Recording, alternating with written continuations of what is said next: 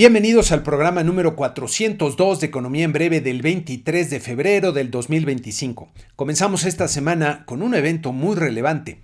Como lo había advertido Trump, su gobierno designó como organizaciones terroristas a 6 cárteles mexicanos: el de Sinaloa, el de Jalisco Nueva Generación, los Cárteles Unidos, el del Noroeste, el del Golfo y la Nueva Familia Michoacana. Con esta designación, el gobierno de Estados Unidos podrá confiscar recursos depositados en el sistema financiero estadounidense de aquellos individuos y empresas que hayan apoyado materialmente a los cárteles, y además las Fuerzas Armadas de su país podrán tener nuevas opciones para combatirlos. Por cierto, en este tema les estoy dando una interpretación muy simplificada y en un lenguaje no especializado, por lo que les sugiero tomarla con la debida reserva.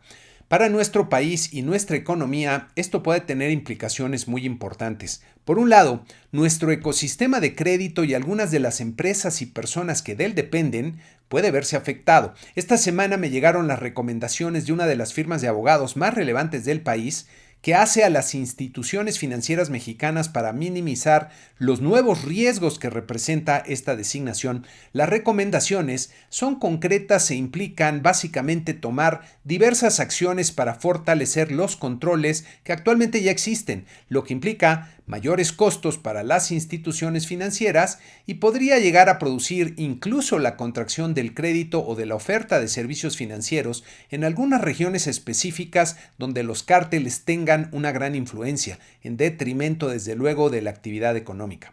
Por otro lado, la relación bilateral, que ya está bajo fuertes presiones, puede verse seriamente deteriorada si el gobierno de Sheinbaum no actúa con la inteligencia adecuada. El asesor de seguridad nacional de Trump, Mike Waltz, comentó esta misma semana que van a abrir las puertas del infierno sobre los cárteles. Y creo que ya les había comentado que la retórica del combate a los cárteles en Estados Unidos ha venido escalando. Por cierto, en esta imagen pueden ver un misil de los que disparan desde los drones para eliminar terroristas. Y se llama Hellfire o Fuego del Infierno. Así que me parece que el mensaje que están dando es bastante claro. ¿Qué haría la presidenta si uno de estos misiles hace volar por los aires algún convoy de narcos en Badiraguato, Sinaloa, por decir alguna locación? Hay muchos escenarios que no queremos ni siquiera ver, pero que no son impensables. ¿Y qué está haciendo Sheinbaum? Desde luego, la presidenta está en una posición por demás incómoda, ya que tiene que balancear la relación con el vecino incómodo y las todavía más incómodas fuerzas de su propio partido. En otra noticia de la semana, de esas que parecen sacadas de un mundo surrealista, el Mayo Zambada mandó una carta a la presidenta exigiendo que solicite su extradición de Estados Unidos, donde está siendo actualmente juzgado, y dice que podrían aplicarle la pena de muerte y quiere regresar, que lo extraditen a nuestro país.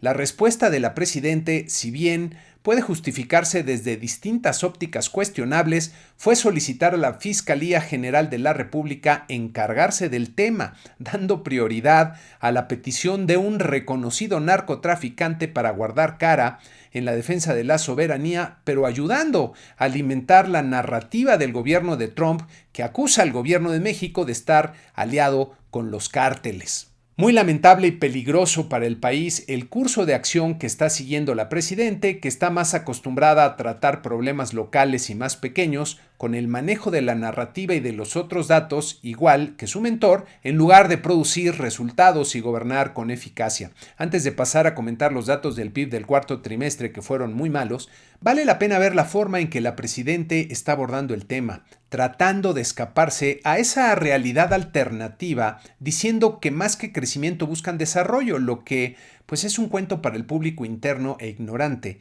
ya que si bien es cierto que puede haber crecimiento económico sin desarrollo, para tener desarrollo es necesario crecer a un buen ritmo.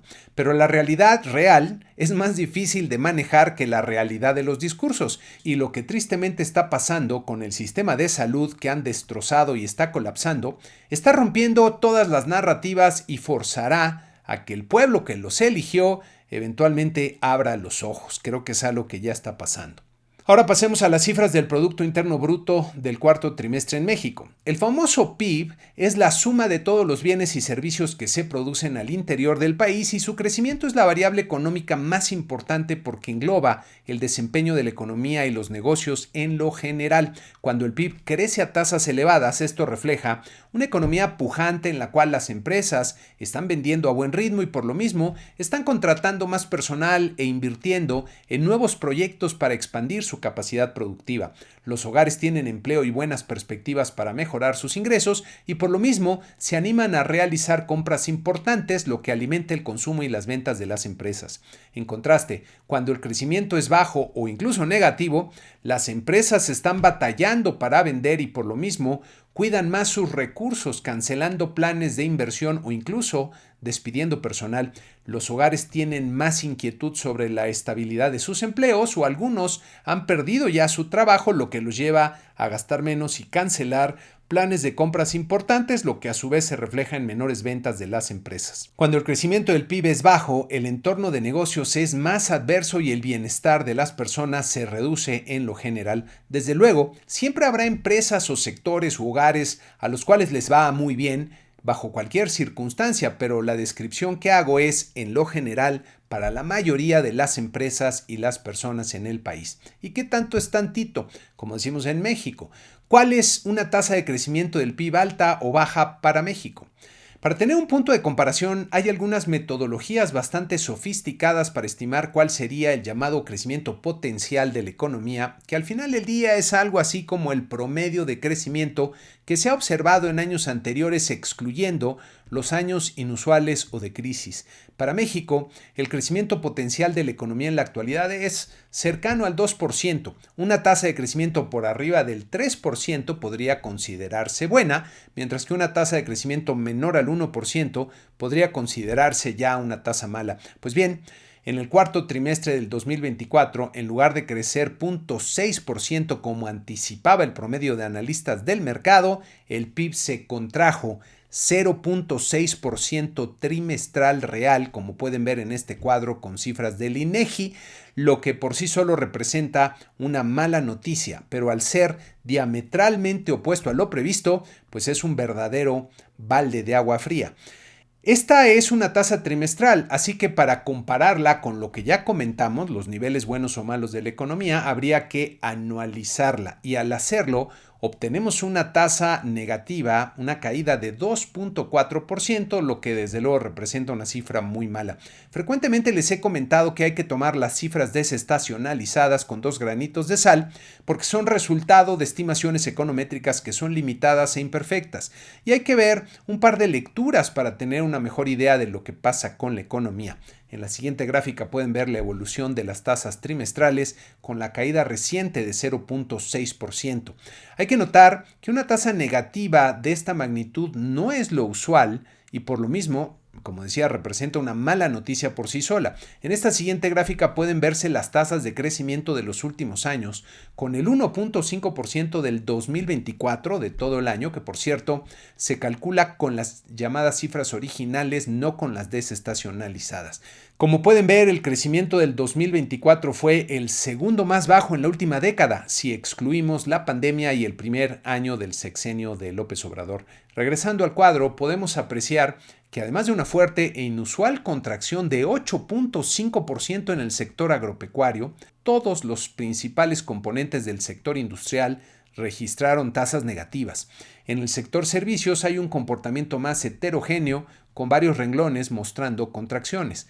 Algunos sectores cuyo comportamiento me llama la atención son, en primer lugar, y ya lo decía, el agropecuario, que como pueden ver en esta gráfica, pues ya muestra una franca y preocupante tendencia descendente desde principios del 2023. En contraste, uno de los sectores con mayor dinamismo reciente es el de servicios de salud, que refleja el fracaso gubernamental para otorgar los servicios a los que tiene derecho la población y que ante la falta de presupuesto para estos temas ha tenido que buscar alternativas en el sector privado, que ha respondido, como pueden ver aquí. Paradójicamente, para este gobierno de corte estatista, su incapacidad ha producido en los hechos la privatización de la salud. En cambio, El sector de restaurantes y hoteles lleva estancado pues básicamente una década si excluimos la caída de la pandemia y la recuperación post-pandemia, lo que me parece refleja pues una economía básicamente sin un impulso auténtico. Los resultados del PIB del cuarto trimestre son entonces decepcionantes y comienzan a perfilar un escenario de recesión, aunque hay varios criterios técnicos y semánticos que aún no se cumplen para hablar abiertamente de recesión, pero por lo pronto los datos nos presentan un panorama gris, por decirlo menos, en el mejor de los casos, al comenzar el 2025. Y hablando del panorama para este año, Banco de México publicó su informe trimestral del que siempre destaca la revisión que hacen de sus pronósticos macro y en esta ocasión nos muestran una corrección muy importante en su pronóstico para el crecimiento del PIB del presente año que como ven en esta lámina recortaron de 1.2% que ya era bajo a 0.6% y en el extremo más bajo de su rango pronosticado presentan un menos 0.2% que correspondería a un escenario de recesión que ni siquiera incluye los efectos que podrían tener medidas como la aplicación de aranceles con las que ha amenazado Donald Trump. Desde luego, el informe contiene mucha información valiosa sobre la marcha de la economía, pero el recorte del pronóstico del PIB es el que más llama la atención por su relevancia. Continuando con Banxico, también en la semana se publicaron las minutas de la reciente decisión de política monetaria en la que recortaron su tasa de interés en 50 puntos base, recordando, con un voto dividido de 4-1.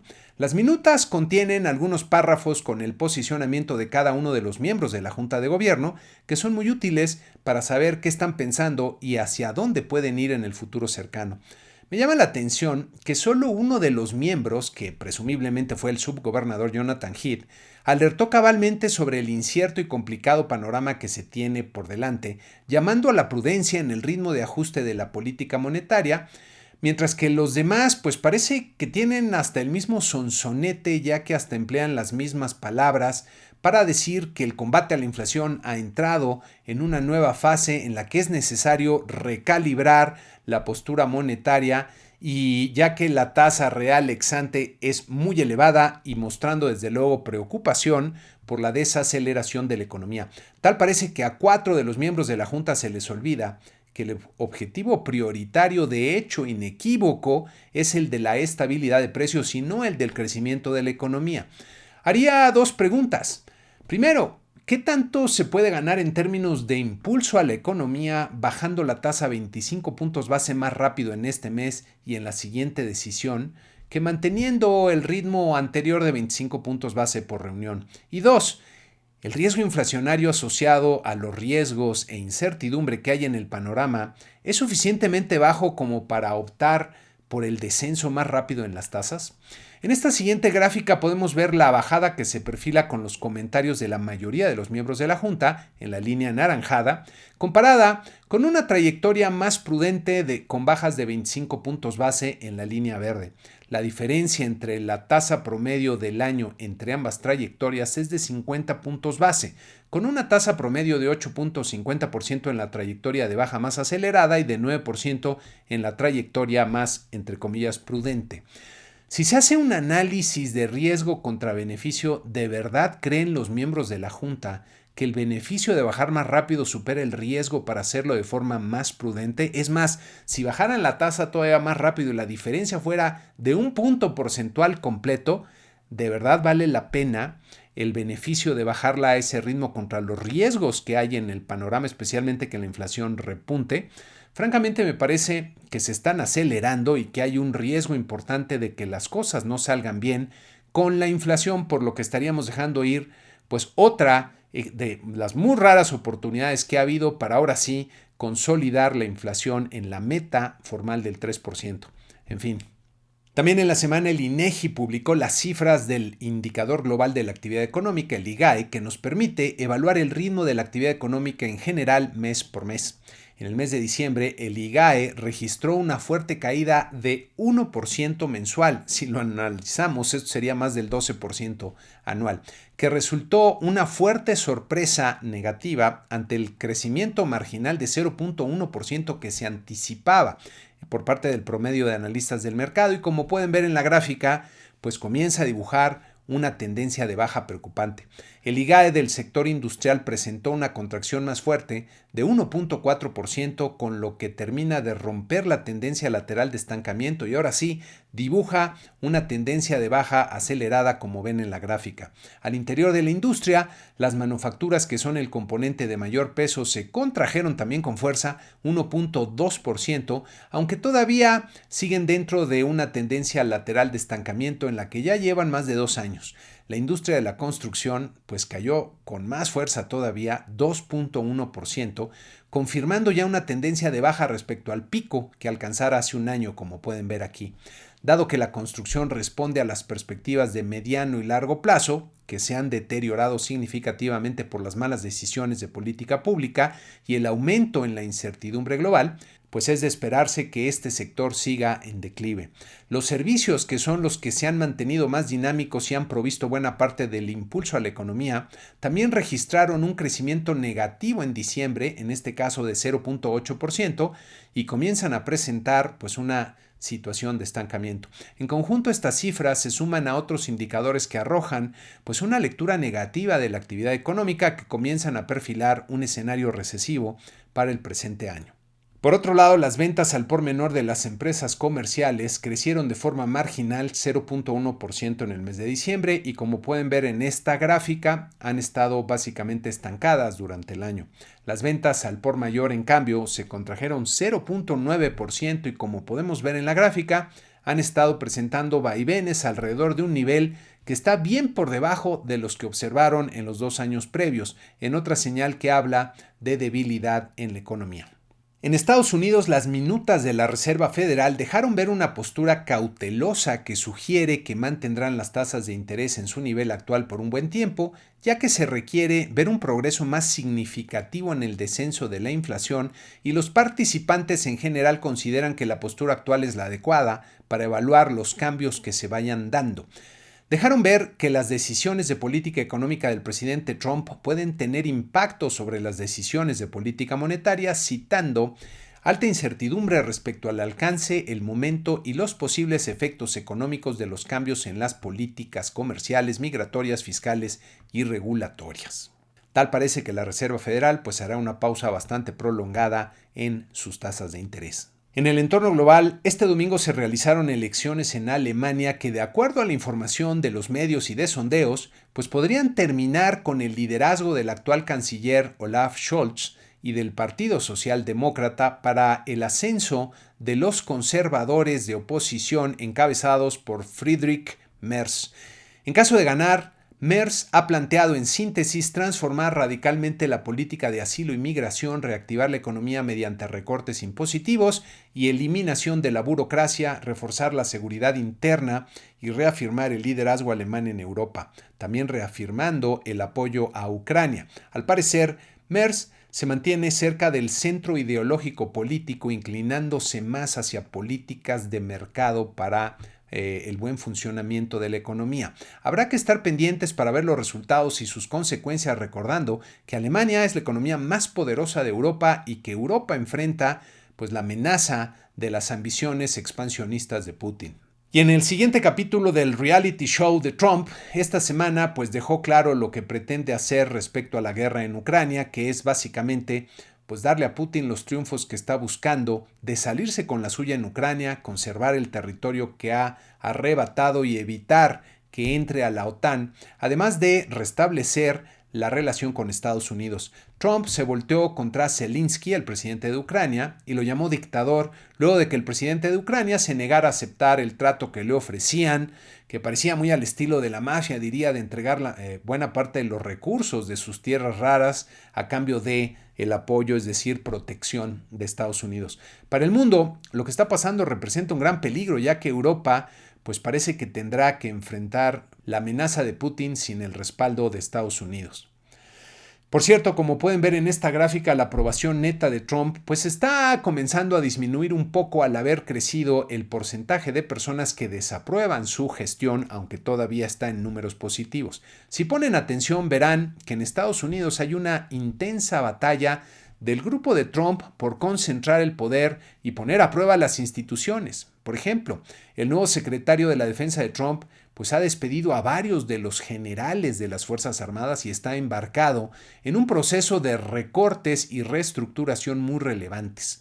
Vaya entorno de aguas agitadas que navegamos en el 2025. Pasando a los mercados, pues esta fue una mala semana para los mercados accionarios, ya que como podemos ver en esta lámina, los 10 índices que seguimos registraron pérdidas con el promedio retrocediendo 1.3%. La Bolsa de Valores de México también retrocedió, aunque menos que el promedio, bajando 0.6% para terminar la semana en los 53.739 puntos. El tipo de cambio registró algunos vaivenes en un rango bastante acotado, como ven aquí, para terminar en 20.40 pesos por dólar. Para la semana que inicia tendremos en México bastante información, comenzando el lunes con la inflación de la primera quincena de febrero. Ya veremos si aquí nos llevamos alguna sorpresita en sobre todo precios agrícolas, diría yo. Luego viene el martes las cifras de la balanza de pagos del cuarto trimestre del año pasado. El jueves tendremos las cifras de balanza comercial de enero y la tasa de desocupación de enero. Y el viernes terminamos con las cifras de actividad bancaria y el reporte de finanzas públicas, ambas del mes de enero. En Estados Unidos tendremos las cifras finales del PIB del cuarto trimestre. Quizá aquí ya no haya mucho impacto, ya no es una cifra tan nueva, ya llevamos 2 avances. Y el viernes tendremos el reporte de ingreso y gasto personal del mes de enero, que este sí contiene el muy importante índice de precios de gasto personal en consumo, excluyendo alimentos y energía, que es el principal indicador de inflación para la Reserva Federal. Para Misión Prosperidad, les tengo una pregunta. ¿Cómo andan de su visión? En esta siguiente imagen, ¿qué es lo que pueden ver? ¿Un ABC? Si esto fue lo que contestaste, entonces este símbolo lo viste como una B. Pero si ves la siguiente imagen, te darás cuenta que en realidad es un número 13 para este tipo de letra en particular. ¿Por qué viste una letra B al principio? La respuesta es que lo que vemos depende enormemente del contexto en el que está. Si todo lo vemos como blanco o negro, nuevamente nuestra visión es pobre y no alcanzamos a percibir bien la realidad. En lo personal, nuestra visión necesita luces y sombras, tal vez contraste, podríamos decir, para funcionar mejor y captar la realidad que está frente a nuestros ojos. Y pensando en todo el país, pues hace falta de verdad y de manera urgente un cambio de visión de las cosas, ya que la visión que han llevado al discurso tanto López Obrador como ahora Sheinbaum es de un mundo de blanco y negro en el que los buenos son los que están con ellos y todos los demás son malos. El problema es que esa visión no sirve porque deja fuera a muchas de las fuerzas productivas que se requiere tener alineadas para producir el desarrollo económico que dicen estar buscando. Cuando hacen y aprueban leyes sin cambiarle ni una coma a las iniciativas que manda el Ejecutivo y que están comenzando a pasar factura y a demostrar que son muy desafortunadas, por decirlo menos, están haciendo a un lado a millones de mexicanos que realmente quieren también el bien de México, desde luego, con una visión diferente. Es urgente, como decía, que se den cuenta que la visión que tienen de la realidad simplemente no funciona para lograr la prosperidad que anhela el pueblo de México, que somos todos, independientemente de por qué partido hayamos votado. Mientras insistan en mantener esta visión caduca de un mundo que ya no existe, continuará el deterioro de la economía y del país en diferentes ámbitos y habrá que estar preparados para ello. Ojalá que pronto pues reflexionen y se den cuenta ya este cambio que tanta falta hace. Y con esto terminamos este programa número 402 de Economía en Breve. Los invito a que me manden sus comentarios, a que los pongan en el YouTube, en el canal. Muchas gracias y que tengan una excelente semana.